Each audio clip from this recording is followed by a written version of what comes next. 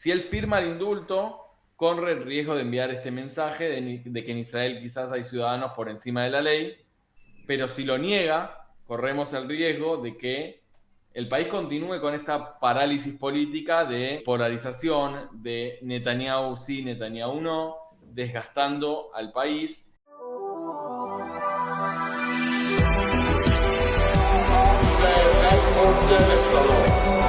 כולכם לא מדבר, אנטי-ציונים, תומכי טרור, אחים, לוחמים! שוויון זכויות חברתי ומדיני גמור. שנת הריבונות ביהודה ושומרון. Esto es Ben Ashugot, un podcast para leer entre líneas. Esta semana los cimientos de la política israelí volvieron a temblar y esta vez no fue por una sirena en el norte ni por un comunicado de la Casa Blanca. Fue una carta, Johnny. Una carta enviada desde la oficina del primer ministro a la residencia del presidente. Benjamín Netanyahu formalmente pidió el indulto al presidente Herzog. Mira, Mati, la verdad es que es un movimiento que abre un debate bastante profundo en la sociedad israelí. El argumento central del primer ministro es que la necesidad, digamos, que hay ahora es de una sanación nacional, así lo llamaba él. La postura de Netanyahu es que ante las amenazas existenciales que enfrenta el país, Israel necesita una especie de liderazgo que esté libre de ataduras y distracciones que implican estos tres juicios que ahora vamos a comentar que se están dando de manera simultánea. Para los partidarios de Netanyahu, esto es una especie de vía necesaria para cerrar una etapa de división interna y hasta enfocar, diría, todas las energías en la victoria total y la reconstrucción de Israel. Sin embargo, es verdad lo que decís, pero sin embargo, para la oposición y gran parte del sistema judicial, este pedido plantea interrogantes difíciles para el Estado de Derecho. La pregunta que surge es si puede la necesidad de sanación nacional o estabilidad política estar por encima del proceso judicial que todavía sigue su curso, si es posible conceder un indulto sin que haya finalizado el juicio o sin una admisión de culpabilidad. En breve vamos a analizar el pedido del indulto y Netanyahu no admite ni arrepentimiento ni culpabilidad. Sí, hoy entre líneas lo que queremos hacer es analizar un poquito este escenario con la cabeza fría.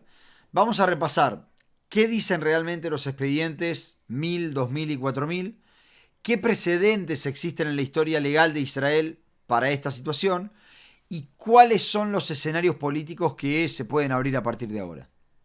Sí, y la idea de este espacio no es dictar sentencia, nosotros no somos los jueces, estamos ante una oportunidad, ante un dilema, perdón, para entender un dilema muy grande. Estamos ante una oportunidad para terminar la polarización interna o ante un desafío a los principios democráticos básicos de cualquier sociedad. Bienvenidos a este episodio. Hola Johnny, ¿cómo estás? ¿Cómo estás, Mati? Todo bien, todo bien. Y acá en una semana muy especial en Israel en donde sucedió lo inesperado o lo que Trump venía anunciando, ¿no? Que Trump decía, ¿por qué no le dan un indulto? Creo que Trump lo venía anunciando, creo que también en Israel se venía hablando hace mucho tiempo. Hace mucho que se decía que el presidente debía darle Haniná un indulto a Netanyahu, debería terminar los juicios. Entre paréntesis, no solamente desde la derecha se habló de esto. Quienes, por ejemplo, se expresaron a favor de terminar los juicios con un acuerdo, que no sería lo mismo que un indulto, fue el juez Aarón Barak. Sí. Una de las grandes figuras hoy, si se quiere, contrarias a Netanyahu. Lo que quiero decir es, creo que hay un cierto consenso dentro del sistema de que estos juicios hay que terminarlos de una forma que no sea a través del camino regular. Y creo que por eso vemos que Trump trae este indulto y ahora Netanyahu lo presenta. Así es, pero si te parece, Johnny, antes de hablar del indulto, me parece interesante poder hablar de cuáles son los casos de corrupción. Y estamos hablando principalmente de tres casos. El primero es el caso 1000, que podríamos decir regalos ilegales o irregulares Y ahí la acusación a Netanyahu es de fraude y abuso de confianza. En este caso, Netanyahu y su esposa Sara habrían recibido sistemáticamente regalos de lujo, que se hablan de cigarros, de habanos, de champaña y joyas de los millonarios Arnon Milchen y James Packer. A cambio, Netanyahu habría ayudado a ellos, a ambos, con asuntos de visado en Estados Unidos y regulaciones fiscales. Sí, hay que aclarar una cosa, porque mucha gente dice, bueno, 2 habanos, un champagne, Claro. ¿qué pasa, no? Pero hay que marcar una cosa. Las regulaciones fiscales de las que se está hablando ahí, se habla de una suma ahorrada, particularmente en el caso de Arnold Milchen, una suma ahorrada que se evalúa en los cientos de millones de dólares. Por lo tanto, estamos hablando de un retorno bastante importante. La gran pregunta de la fiscalía en este caso, yo tuve la oportunidad de trabajarlo por un tiempo cuando estuve en Fiscalía Federal. La gran pregunta de la fiscalía era si existió un retorno hacia Netanyahu. Y esto hay que aclararlo, eso nunca se pudo probar. Es la gran sospecha de la fiscalía, pero nunca se pudo probar que el retorno haya existido. Pero el monto por el cual Milchen se vio beneficiado es un monto multimillonario. Pero podríamos decir que de los 3 casos, Johnny, ese es el más leve o el más efímero, o sea, el que más podría salir bien aireado de Netanyahu. Sí, porque nunca se pudo probar el retorno. Y al no poder probar el retorno, no se puede probar la corrupción, el soborno, que es lo que El quiere delito. probar la fiscalía, exactamente. Ahora, después tenemos 2 casos que son muy similares porque estamos hablando de lo mismo, que es el caso 2000, en el caso de Yediot Ahronot, y el caso 4000, que es el caso de Bese Kowala, que ambos tienen que ver un poco con el presunto, en el caso 2000 estamos hablando de Yediot Ahronot, el presunto dueño el dueño del diario Arnon Moses, Yediot Ahronot. Al parecer Netanyahu le habría ofrecido debilitar a la competencia, el diario que es gratuito, que es Israel Hayom, a cambio de cobertura favorable en el Yediot Ahronot. Ese es el caso 3000, y el caso 4000 es algo muy similar, pero con Walla, con otro medio. Y ambos casos sí estamos hablando de un interés de Netanyahu de, por un lado, prensa favorable, y por otro lado, controlar los mensajes que llegan a la población. Exactamente, ese era el interés de Netanyahu. Acá, a ver, los casos, también el caso de los submarinos que nunca llegó a juicio, son casos que hablan de favores a amigos y tratar de controlar a la prensa. Lo que vemos en los casos de corrupción de Netanyahu es básicamente el abuso de poder de una persona que estuvo durante, o por lo menos se lo acusa de eso, de una persona que estuvo durante 25 años como primer ministro y entiende que se puede tomar ciertas licencias, insisto, si la teoría de la fiscalía fuera cierta, que no se debería estar tomando y que a veces pegan en el palo con la corrupción y otras veces, según la teoría de la fiscalía, entran directamente. Ahora, me parece interesante plantear una pregunta, Johnny, porque nos escucha mucha gente de Latinoamérica o de otros países donde la corrupción es una moneda corriente, ¿no? Entonces dicen, bueno, pero ¿qué estamos hablando? Un caso de habanos, champañas, por un lado, y otro caso de buscar cobertura favorable en la prensa, una cuestión que hacen todos los políticos. Creo que el punto y que vos trajiste anteriormente, que es el abuso de confianza, y el abuso de una posición de poder, creo que está presente en la mayoría de los casos, y eso es lo que la fiscalía intenta probar como delito y que agrava la situación, ¿no? Sí, y a eso hay que agregar una cosa. En el caso de Walla, por ejemplo, particularmente en Walla, en el caso de Israel Hayom, de Yediot Ahronot, Netanyahu quería apropiarse por completo de Yediot Ahronot. Y en el caso que es el diario más viejo de Israel, y en el caso de Walla, le estaba pidiendo a Walla, particularmente dentro de la acusación, era que inventen una encuesta. O sea, y era directamente no una cobertura favorable diciendo miren esta inauguración de esta universidad que hizo Netanyahu. Era directamente inventar información para manipular a la opinión pública israelí. Por eso es tan grave la cuestión de Walla y por eso es tan fuerte cuando se lo escucha a Netanyahu decir que su interés para con Walla era convertirlo en el Canal 14, porque es casi un reconocimiento de que Netanyahu hoy entiende que tiene un canal que trabaja a su favor, que hace propaganda para él. Así es, el Canal 14 es un canal oficialista. Ahora, me parece importante para avanzar en el camino previo a llegar al indulto, hablar sí de la relación de los casos de corrupción de Netanyahu y la reforma judicial. Sí.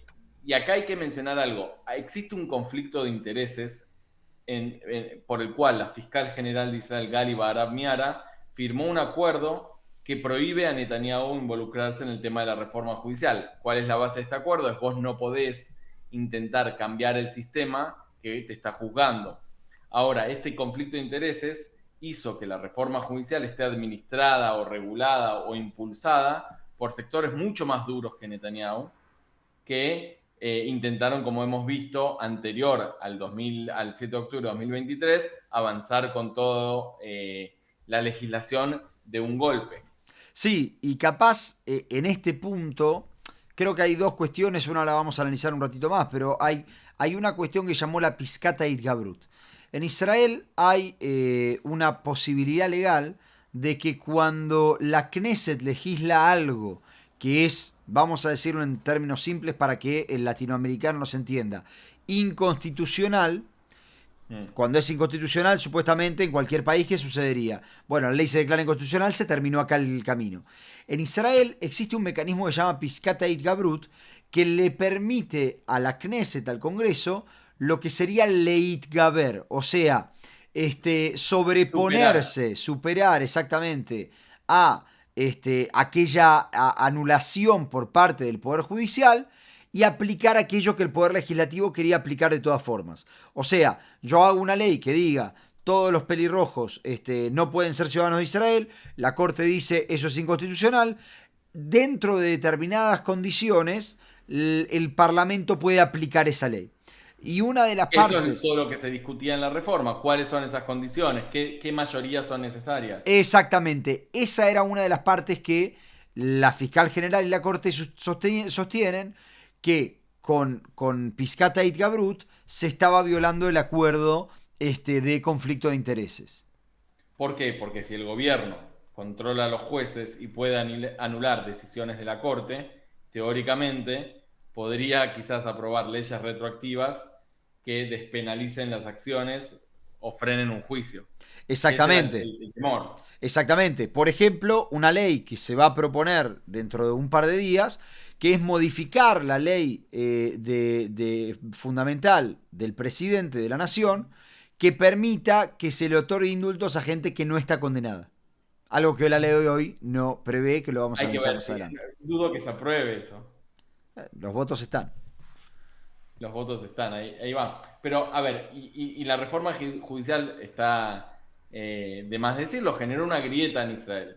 La reforma expuso este debate quizás entre un Israel más liberal, más laico, y el Israel más conservador, más religioso, en donde se sentía como que había un contrato social roto. Antes del 7 de octubre las protestas en la calle no eran solo por las leyes, eran por el miedo a que Israel dejara de ser una democracia liberal, con checks and balances, con frenos y contrapesos, es decir, con todos los componentes de una democracia liberal, no solo la votación, sino la protección de minorías, la revisión judicial, los derechos humanos, para convertirse en una autocracia. Para lo que muchos creían era...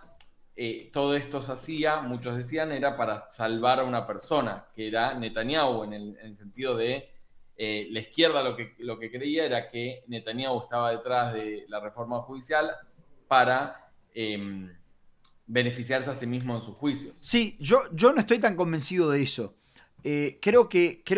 Yo tampoco, creo que la reforma judicial sí tenía un montón de cuestiones que necesitan ser reformadas en Israel, pero la cuestión era cómo se iban a reformar y cuándo. Yo no iba ahí. Yo no estoy convencido de... No, está bien. Yo no estoy convencido de que la intención de la reforma sea la supervivencia de Netanyahu. Creo que la pregunta es ¿hacia qué país quería ir el futuro de Israel? ¿Qué identidad quería adoptar? Y en ese sentido, creo que no es casualidad que hay una cierta continuidad entre lo que se planteó en las 100 leyes que quería, de la gran reforma que quería hacer este gobierno, y los casos de Netanyahu.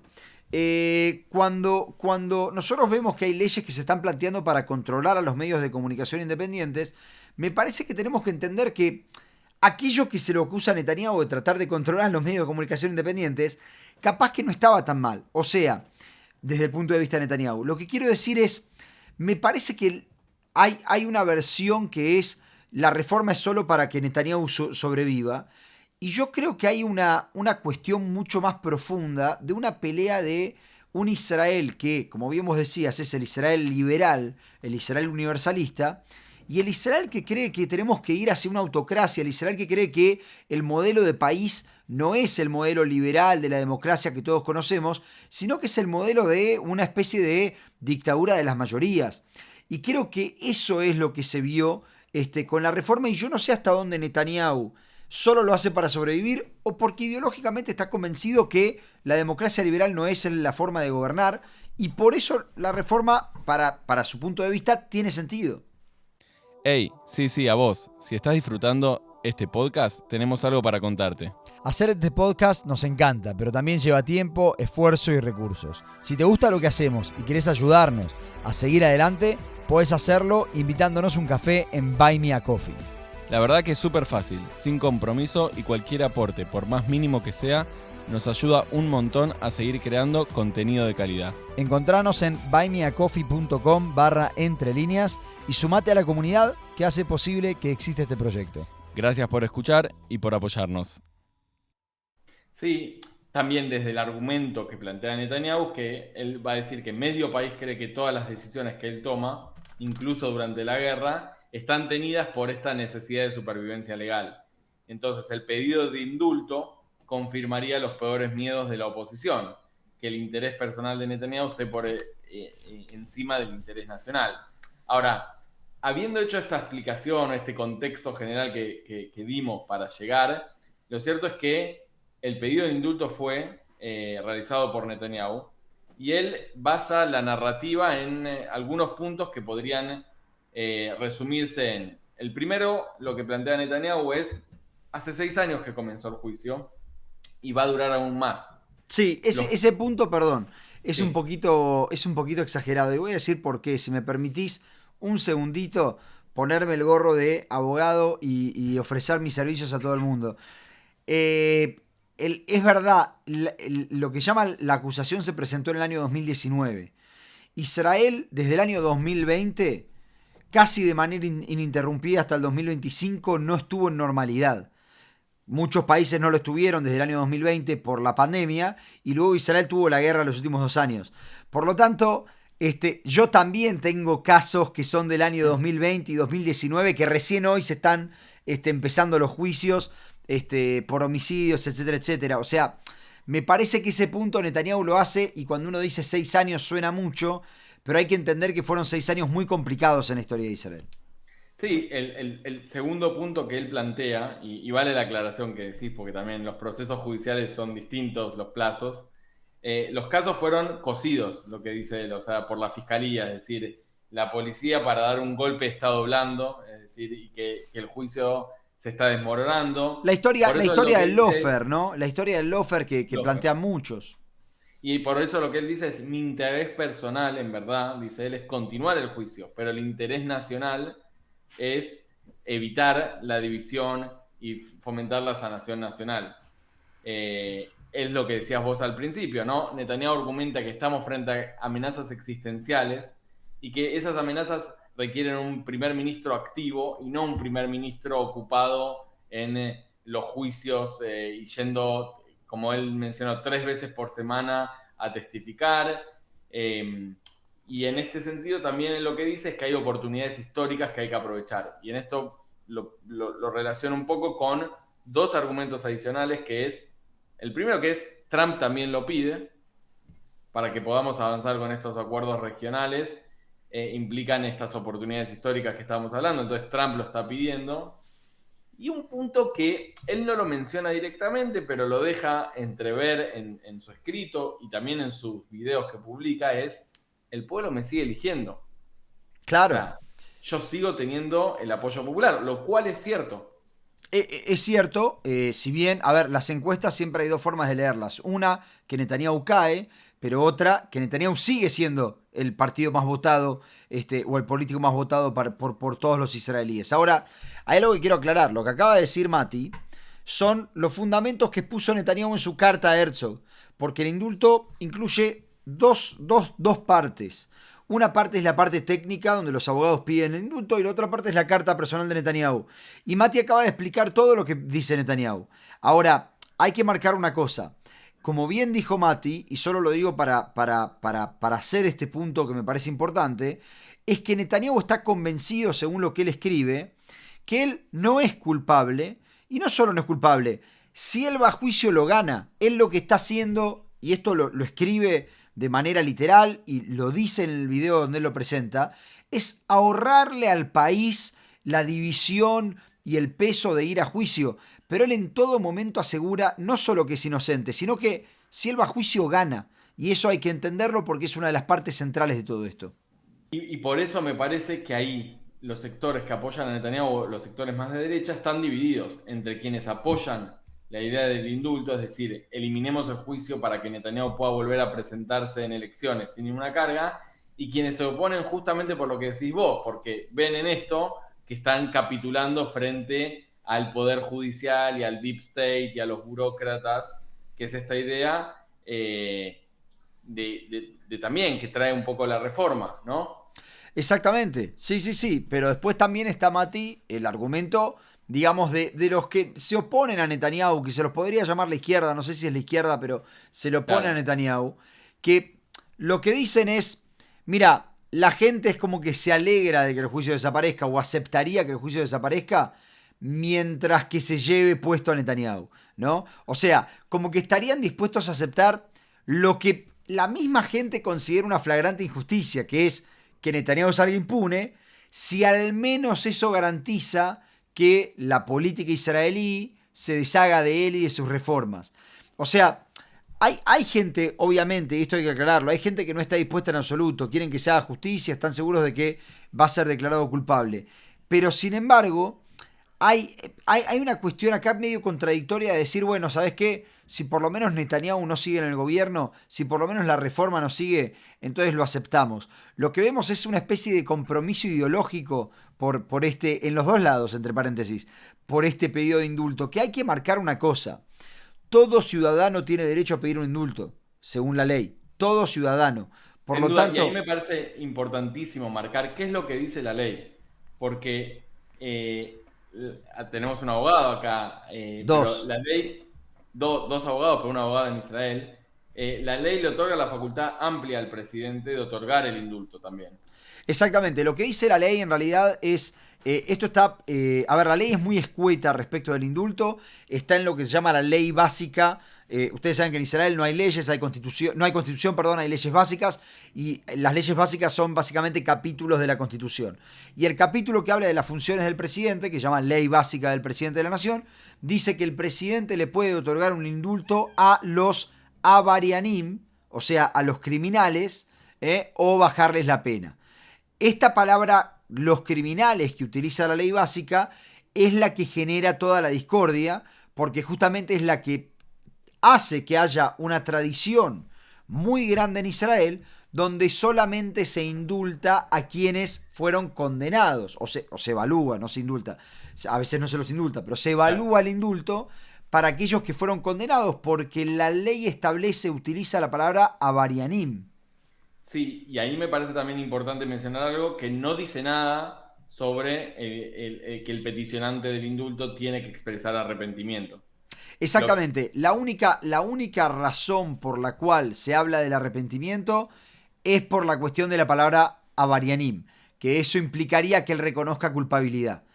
Pero Mati nos va a contar ahora un caso en el cual esto no sucedió. Sí, a ver, eso, la jurisprudencia en Israel existe, pues acá empezamos todos a ver en los libros de historia, a ver si había algún caso en donde se admitió un indulto sin admisión de culpa.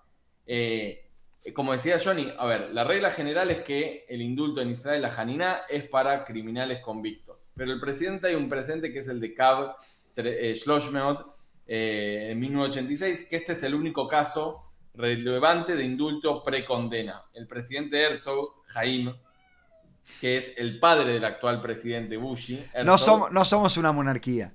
No somos una monarquía. No el piensen que... padre de Herzog, de Bushi Herzog, de Itzhak Herzog, que es el actual presidente, indultó a 4 altos oficiales del Shin Bet en 1986 que habían matado a 2 terroristas capturados y luego encubierto el hecho.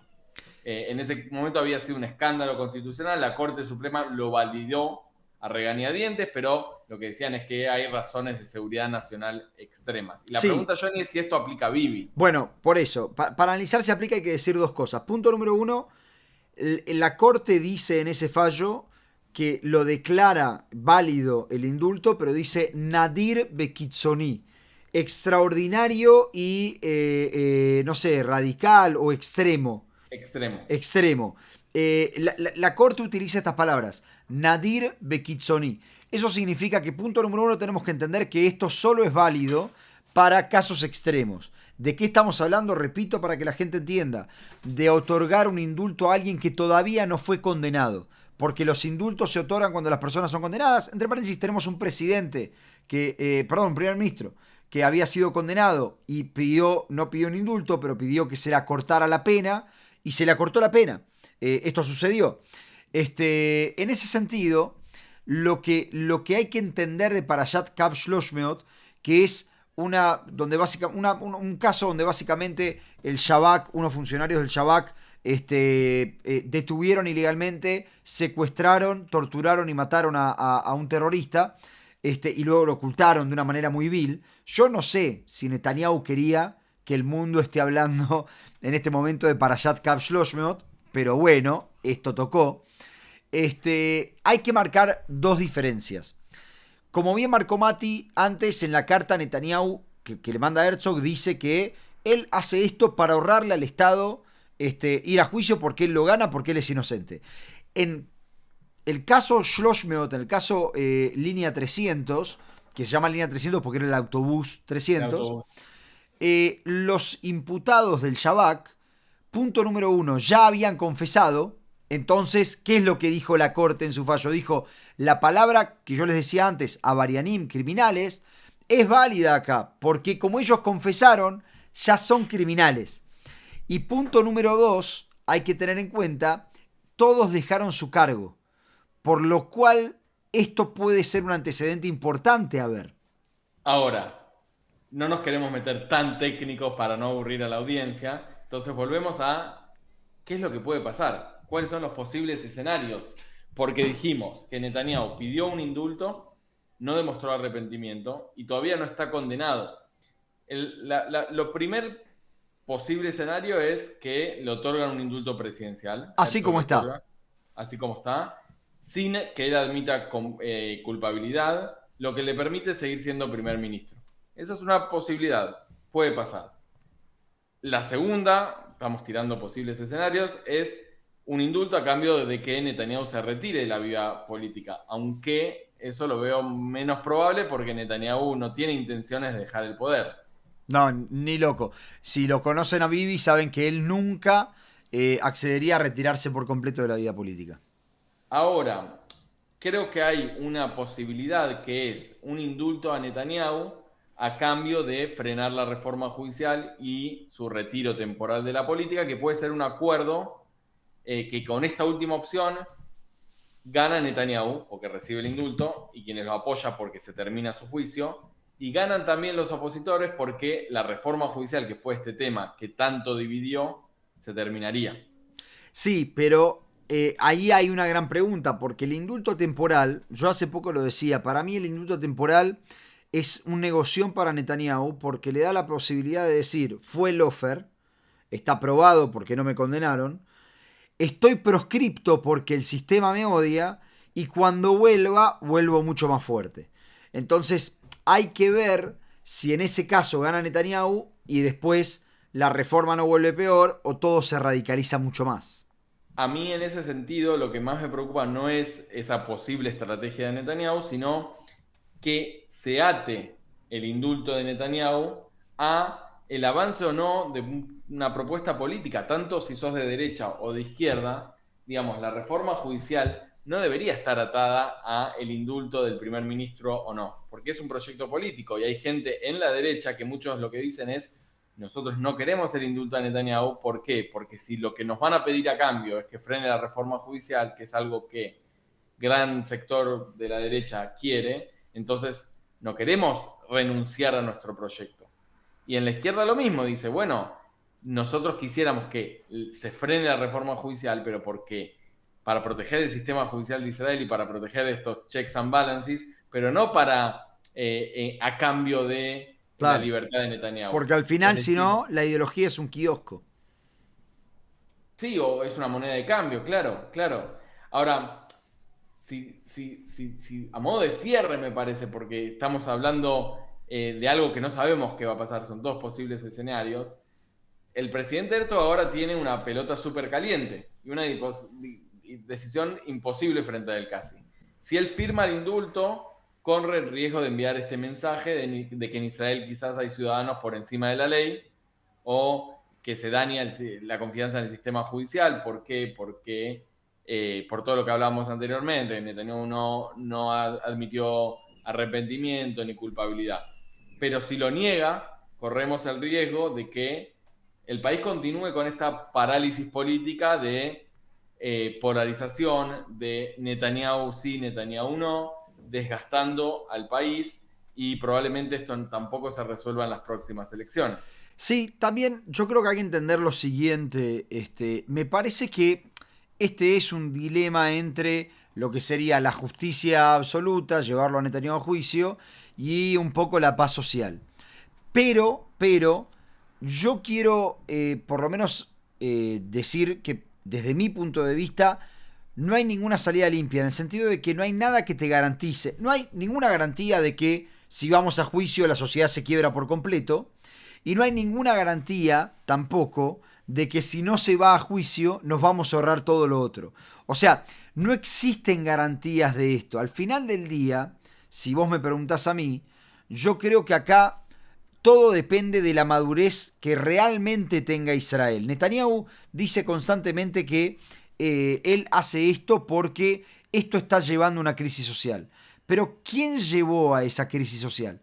¿Quién empujó al país a esa crisis? Entonces, me parece que es importante marcar que al final del día, con indulto o sin indulto, no hay una salida limpia, porque todo depende de la madurez de los políticos israelíes y de la sociedad israelí. Y de esta gran lucha que en realidad estamos viendo, que yo creo que este es el capítulo número 40, ¿no? Y creo que los casos de Netanyahu solo en el capítulo 1 y la reforma del capítulo 2 y así.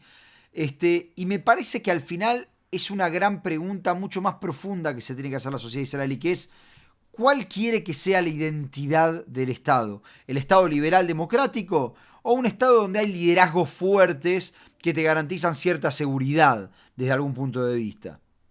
Sí, y yo creo que ese debate por la identidad del Estado, que es lo que en definitiva Israel está debatiendo, quizás desde su nacimiento, pero con mucha fuerza desde que asumió este gobierno cuando plantearon la reforma judicial y con todos los debates jurídicos que trajo consigo la reforma. Creo que ese debate sobre la identidad del Estado no va, es una pulseada que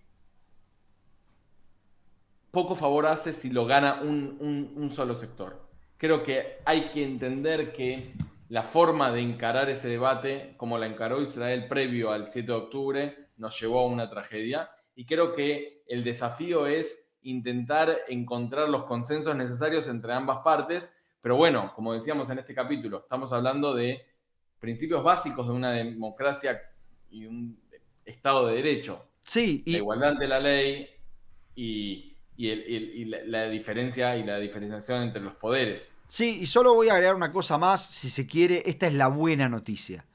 La buena noticia es que Israel es parte del mundo y por lo tanto tiene las mismas virtudes que el mundo y los mismos problemas. Lo que quiero decir es, esto lo estamos viendo en todo el mundo. Todo el mundo se está replanteando a partir de diferentes gobiernos que a uno le pueden gustar más o menos, pero lo vemos en los gobiernos populistas de izquierda en Latinoamérica, los gobiernos populistas de derecha en Europa, en Estados Unidos, ahora también en Latinoamérica. Estamos viendo que hay un replanteo bastante importante de los valores básicos democráticos. E Israel está teniendo esta discusión como la están teniendo todos. Si se quiere, la buena noticia, si se quiere, es que esto implica que somos parte del mundo y que tenemos los mismos problemas y las mismas satisfacciones. Estamos a la moda. Estamos a la moda. Estamos a la moda. Con esto vamos a estar terminando. Los escuchamos a ustedes, los leemos. A ver qué opinan, qué les pareció. Y esperemos a ver qué pasa con este juicio que mantiene en vilo a la sociedad israelí y a la política. Te mando un saludo, Gianni. Un abrazo enorme, Mati. Chao, chao.